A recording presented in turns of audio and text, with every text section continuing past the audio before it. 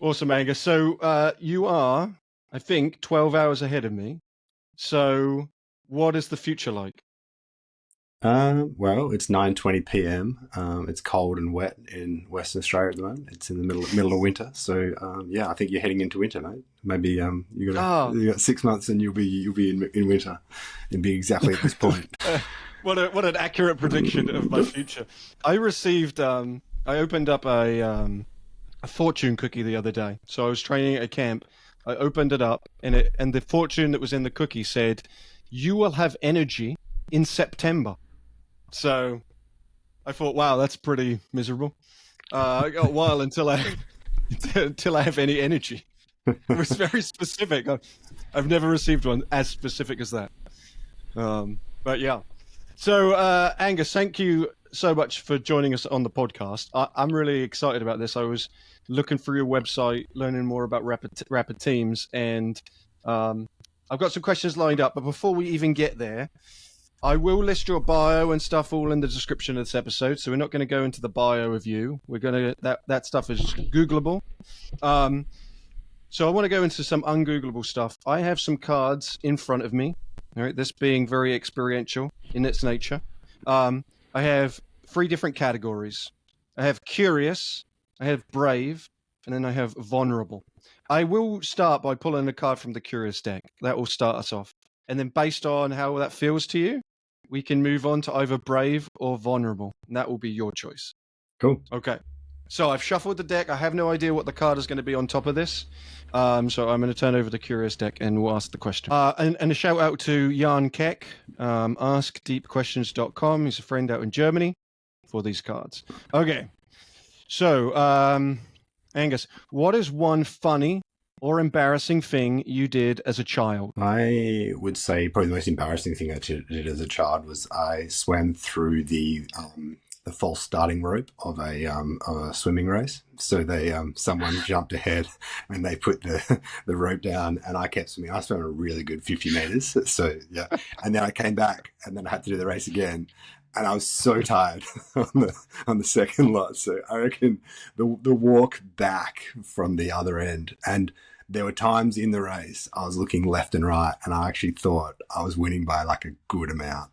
So, but the irony is, I actually went over the rope, and I thought, oh, someone's just put a rope in the water. That's annoying.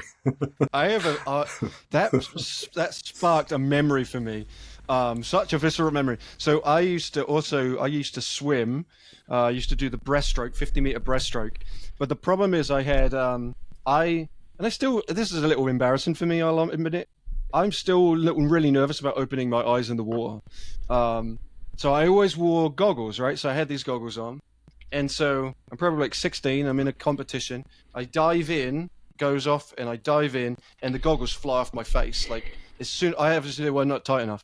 And so my eyes are closed because I didn't want to open my eyes. And so I'm underwater. I emerge and I have crossed, instead of going the right way, I've crossed 4 lanes and popped up into somebody else's lane. And like, it's definitely silent under the water. So I couldn't tell ever until I came up, and then all I came up to was just laughter. Like, because it was a big competition. There were lots of people watching. And so that was officially the last time I ever competed swimming. Yeah. It was like definitely a traumatic moment for me. And I got grief from my peers in school for that for weeks. Yeah, I think mine was exactly the same. Just such a funny experience. Yeah, so unbelievably traumatic. That's so funny that as soon as you said swimming in accident, I was like, it popped into my head so viscerally. So shout out to swimming fails if you've got one of those and you're listening and you're like, oh my god, I resonate. Okay, so that was just curious, and we already kind of deep went into like embarrassing moment. So brave, vulnerable. It's up to you what you're going. I feel like we just did vulnerable. Let's go with brave. Okay, that's fine. The next one, we go in vulnerable, and it's lighter than we had before. All right, so brave. Here we go. Okay, well, this feels deep too. Which parent are you closer to, and why? Oh, That's a hard one because I know my parents will probably listen. They'll be one of the few people that will listen to this afterwards. Yeah. So I think I'm very close to my dad from a work point of view because he was an outdoor educator and did a lot of that, does a lot of that sort of stuff. That's his passion as well. But I'm very close to my mum. We share the same personality. So I will go dead heat if that's okay. That's reasonable since they're listening. My parents don't listen, so I'll be incredibly honest. No, I would say I am closer to. It's interesting. I think it changed when I grew up. So when I was a kid, I was really close to my mum, and I felt like some distance between me and my dad. And then since I'm an adult now, I'm close to my dad, and I still am close to my mum, but we relate to different things like sport and stuff. So I talk to my dad more on a regular basis, and I've actually, if something was to happen with my daughter as an example, or he needed something, I think I would reach out to him. He'd be my go-to point of reference.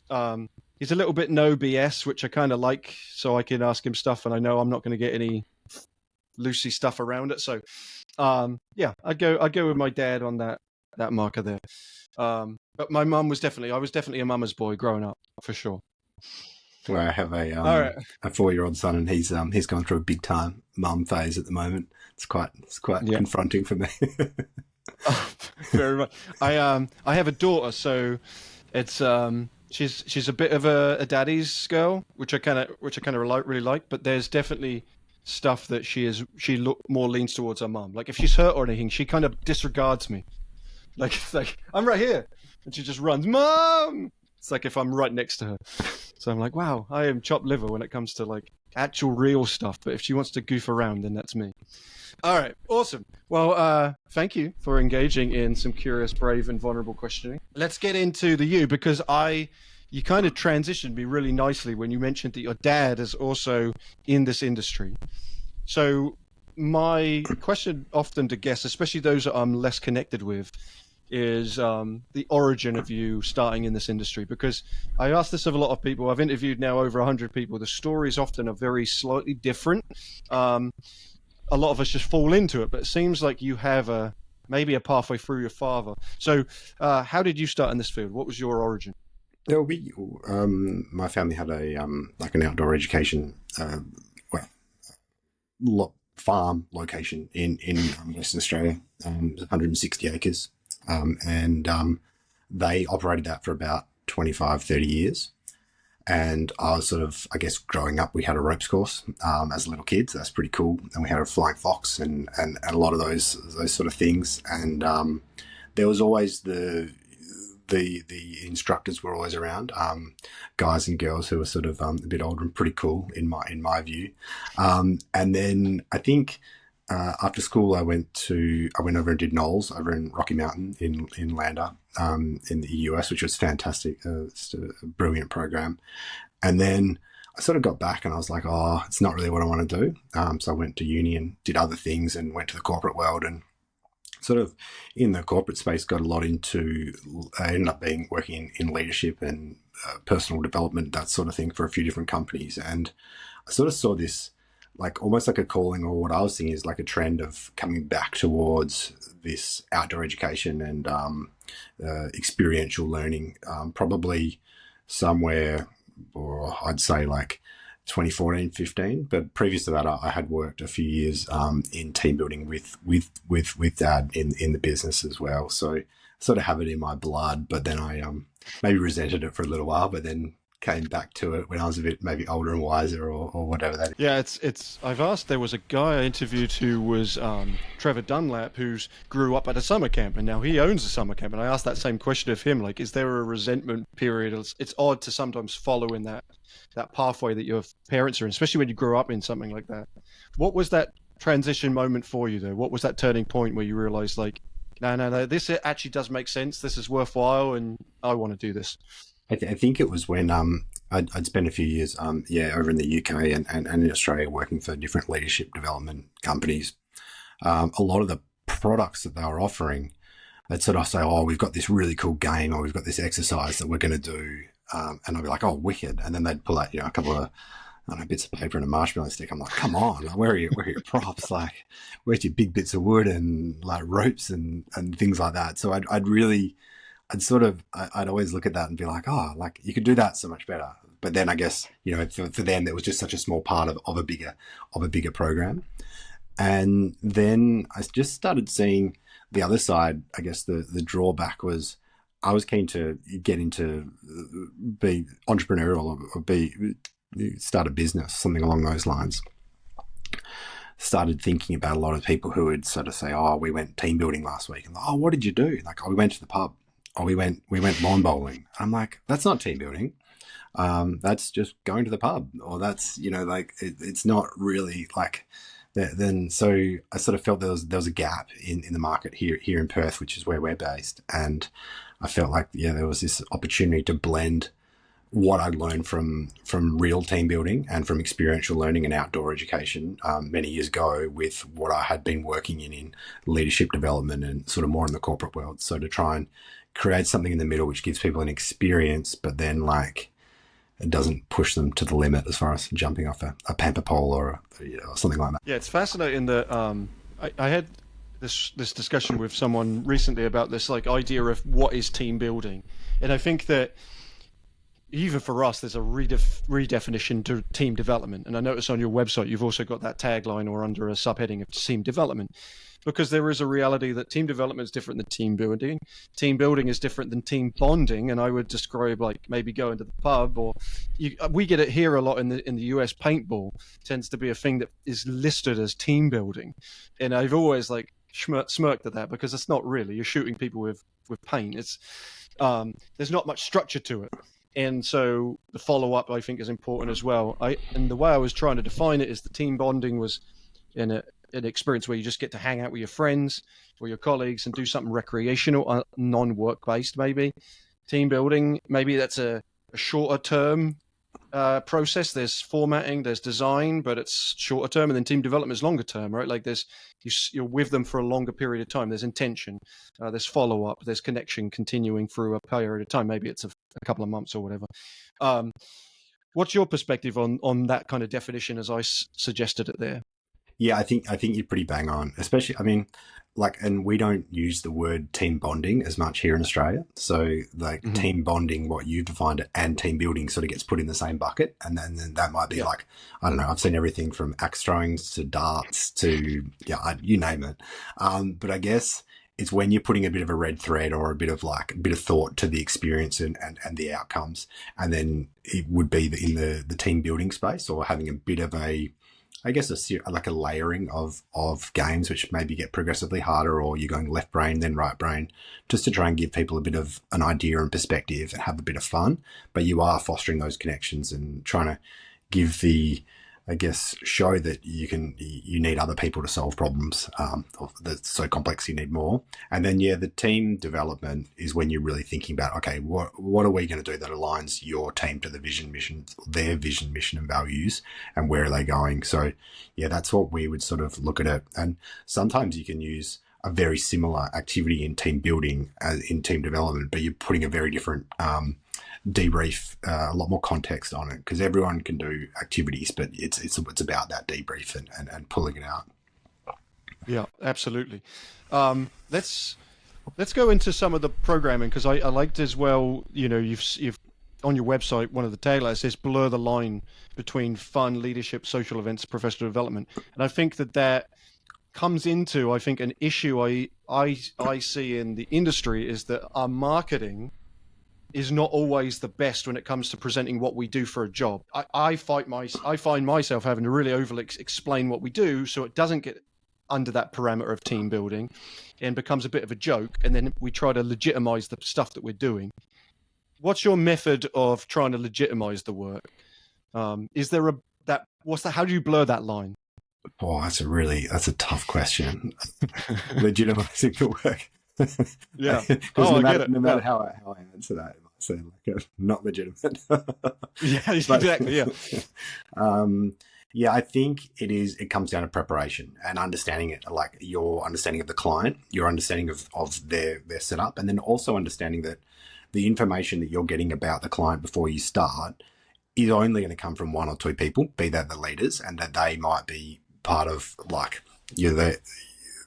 you might get there and realize that they might have not have set you up for success. So I think like the difference between like blurring the line between leadership development and team building is like it's preparing really well and thinking about where you want to get to in the longer run and what are the series of scenarios, games, challenges, whatever you want to call it, or models that you're going to present that get there. I think it's also making sure that you're not just there working for that leader, you're there working for the whole team, because you're trying to give that team an experience where they come together.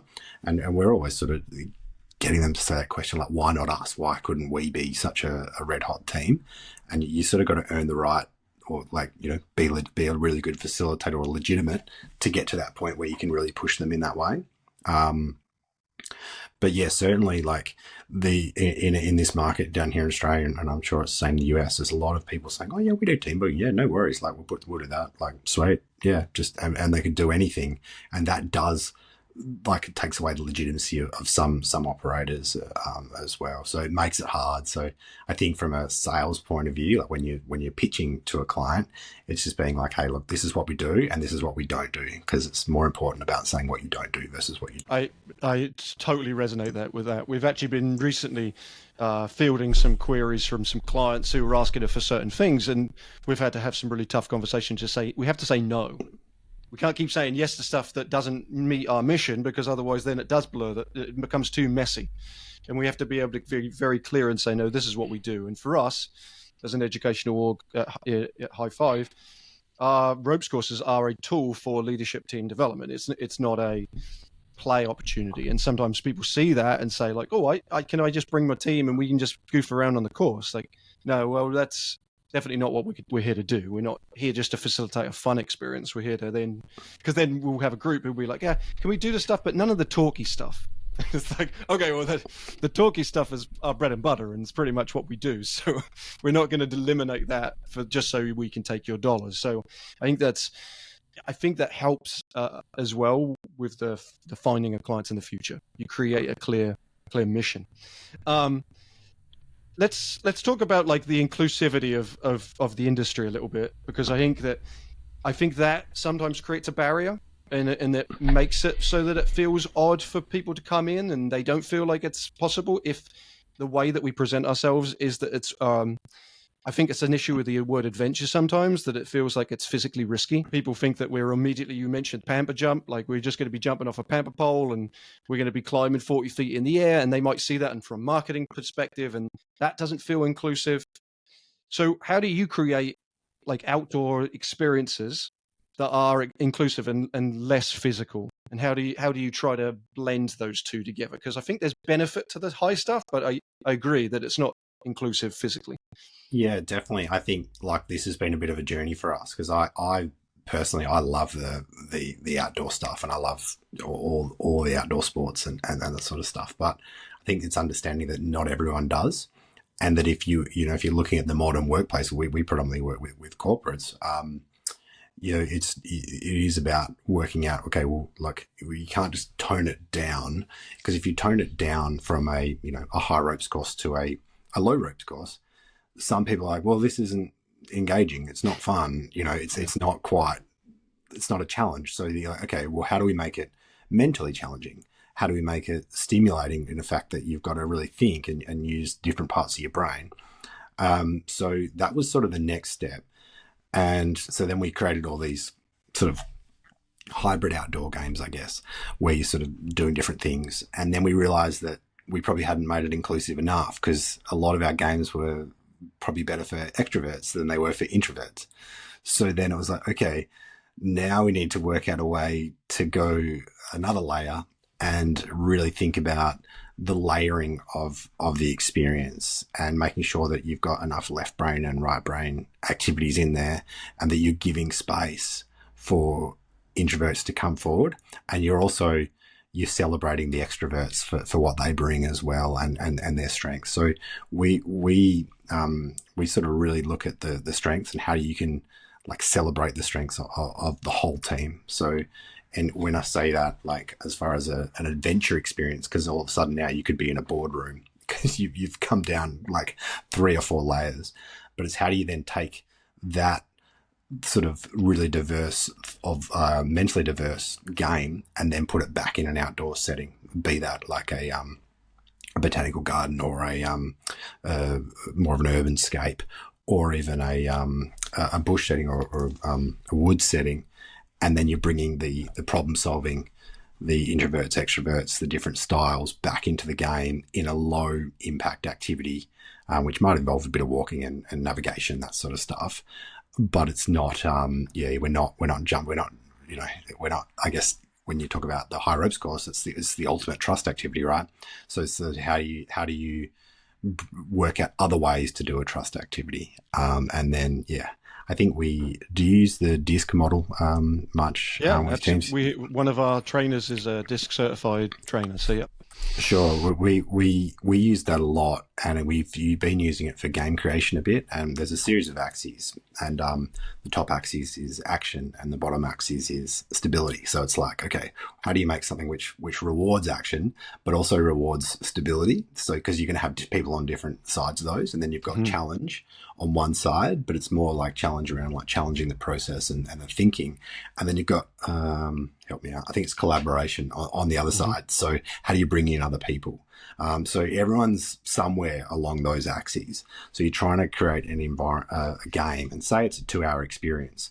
We want to think about those 6 axes, the introverts and extroverts, and if you can put something for everyone in there, all of a sudden you've got this experience. And it's like, oh, we went out, we did this in the bush, and it was just insane.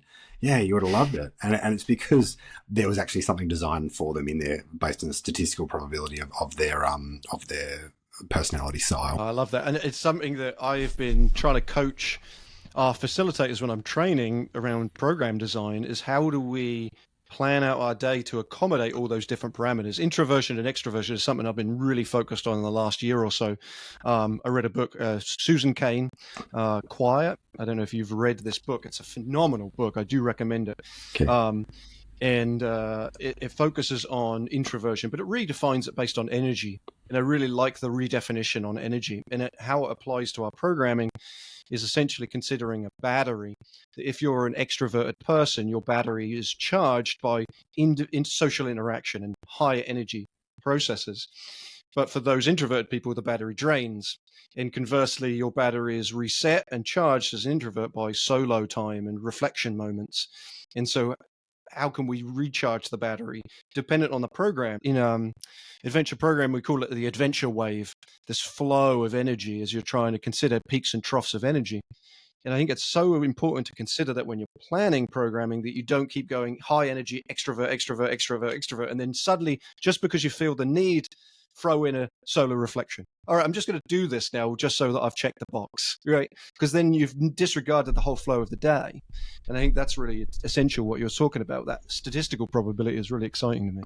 Yeah, totally. So we, what did you call the flow? The adventure wave. Okay, so we call it the hero's journey, Yeah. and like just mapping out what they do in the day, and that the hero. I don't know if you've seen the book. I think it's called The Hero's Journey, and Yep. it's what the Star Wars is designed on, and all those. So it's sort of like the call to adventure, and then the despair, and then the the meeting the expert guide, and then coming back home, the homecoming, and the real celebrating of the strengths, and getting the win at the end. So trying to sort of create that in a mini like 2-hour experience, because that's the other challenge is that people have less time. So they want to have this experience. Oh yeah, but I've only got 90 minutes. Like, oh wow. Okay.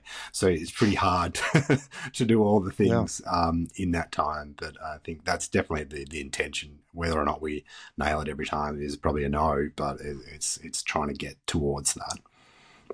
Yeah, I love it. Just for listeners, I'll throw into the description a link to the hero's journey, and then I believe the Adventure Wave is first written in Islands of Healing. So I'm going to link that book also in the description. But yeah, I think that those considerations are that next level of facilitation when we talk about how do you transform from maybe a team building program to a team development program, is that acknowledgement of some of that stuff. It's not just about, because anyone can do an activity, read from a script. I think when you first start out in this industry, you often buy loads of activity books and you just read from them, and you're just doing as many activities, but you don't understand why the activity fits in certain places and where it needs to go and how to tweak stuff to meet the needs of your group. So I think that's that next layer.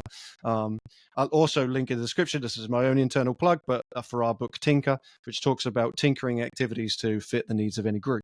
I want to talk specifically now, Angus, about one of your events, because I think that I'd like to know some of the parameters of it. And this is the story before I get there. So I recently became a citizen of the US about in December. And people asked me, why did you become a citizen? I was a green card holder. Why do you want to become a citizen? Now, the reason for a real reason is I have a daughter, I have a family.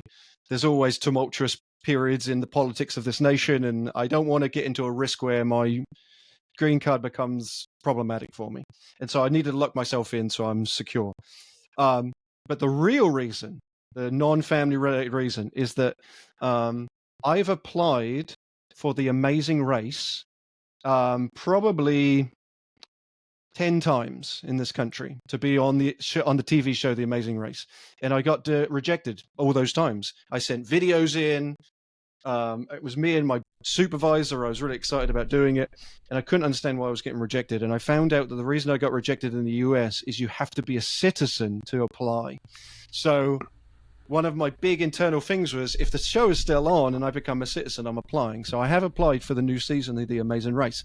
Who knows? Maybe I haven't been rejected as quickly, so I'm like, oh, so this is positive. So I'll keep listeners updated on that. But you have an event called The Amazing Race, and I have played around with The Amazing Race as a team development concept. And I think that's some of the reason why I enjoy the show so much, because you get to see the way that pairs work in these kind of high stress environments. So what's your programming of The Amazing Race? How have you transformed the TV show into an event?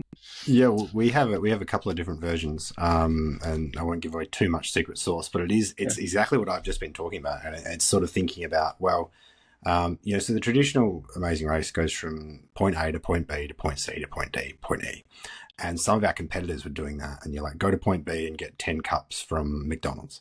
And that's actually like just disruptive to the McDonald's. Like it's not, nor is it a challenge to the participants. Right? They're like, go and steal, go and steal something, yeah, or like go and sit on someone's motorbike, like just things like that. You're like, come on. So it's sort of like the way, like probably the way that probably the easiest way to describe is like taking some of that project adventure work, like the Carl Ronke, and the real foundational team building games, I'd call them. And so thinking about how do you do that? So if you think about The Amazing Race as the vehicle, like, or the actual the outline, and then the other team building games as the challenges within it, you can then apply the hero's journey and think, well, okay, they're going to go from A to B to C to D to E to E to F.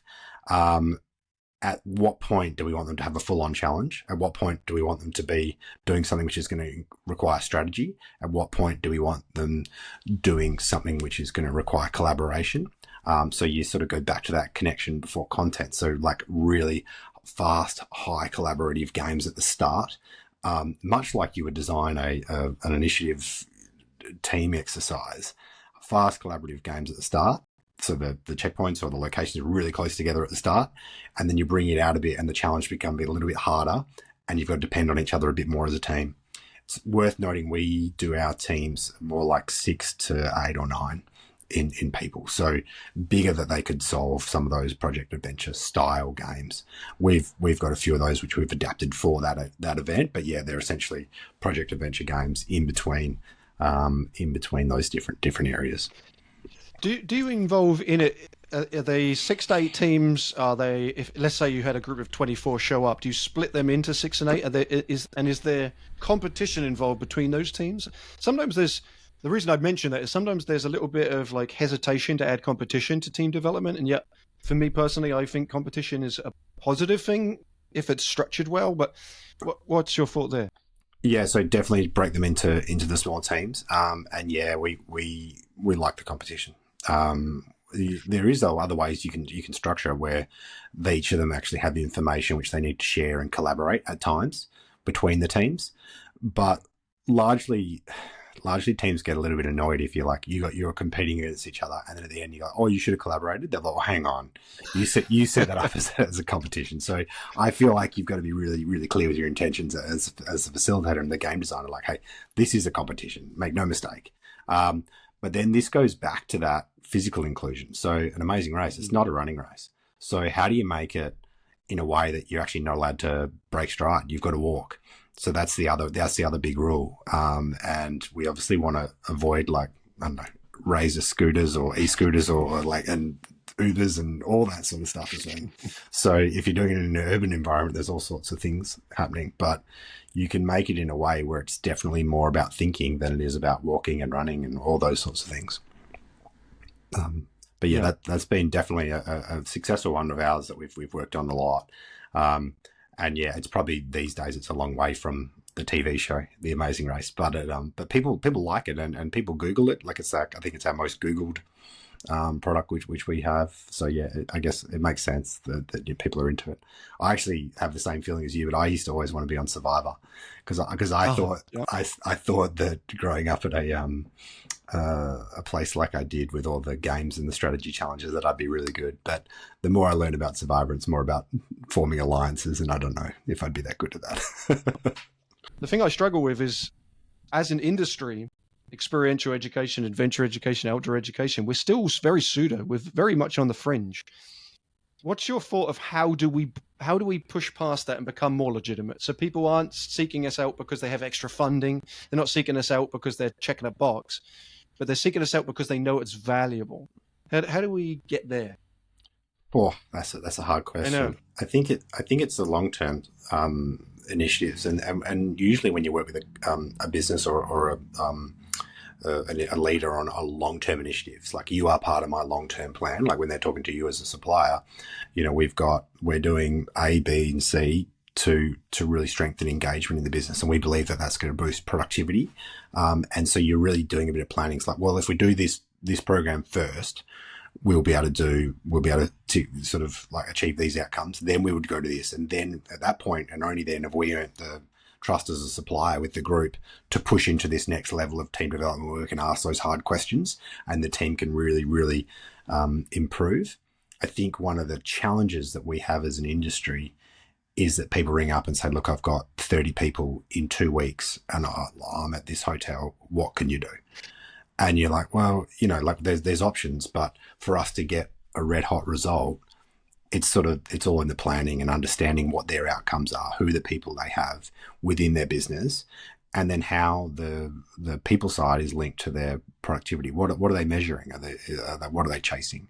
And I think if we can get that opportunity with clients, we can make a huge impact as an industry, huge, because it's this we're in this era as a society where there's so much information. Like if you want a guru, you don't book Phil or Angus. You just go on YouTube and you can just watch whoever you want, right?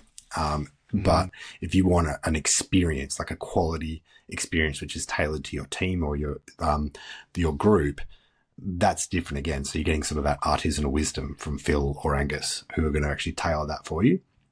But we can only, like, it's sort of, if we're not set up for success as an industry, if we're given like more time and more like ability to be part of that bigger strategic conversation, then it's harder for us to make the impact.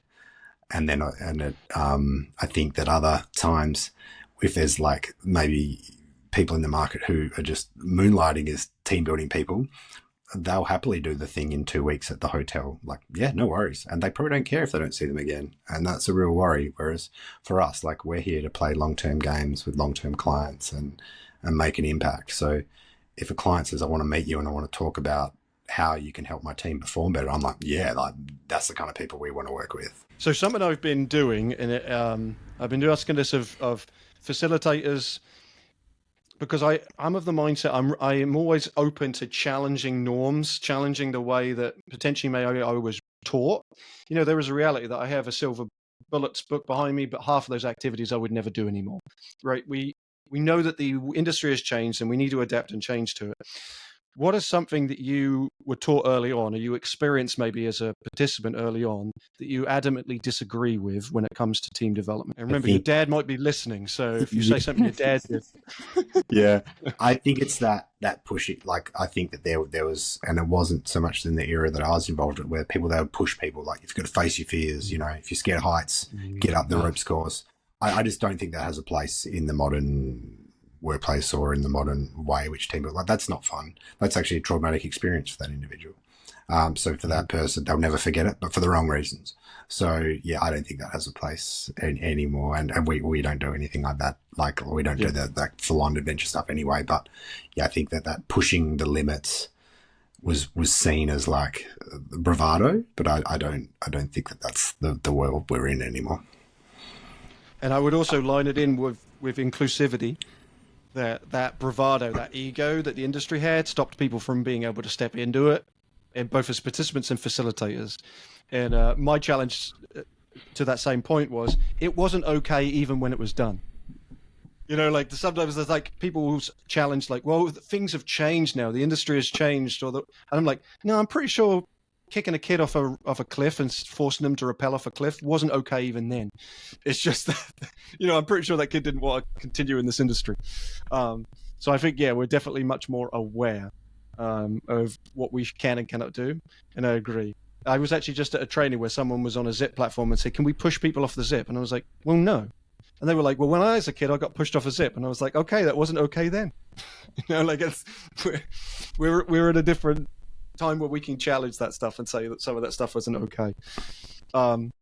Awesome. Well, thanks, Angus, for this. This has been a real pleasure to chat. Once again, I encourage people to check out your website. I'm going to link it in the description, learn more about Angus.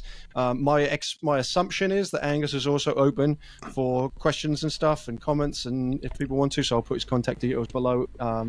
Yeah, this has been awesome. Thank you, Angus. Appreciate it. Awesome. Thanks, Phil. Thanks for having me.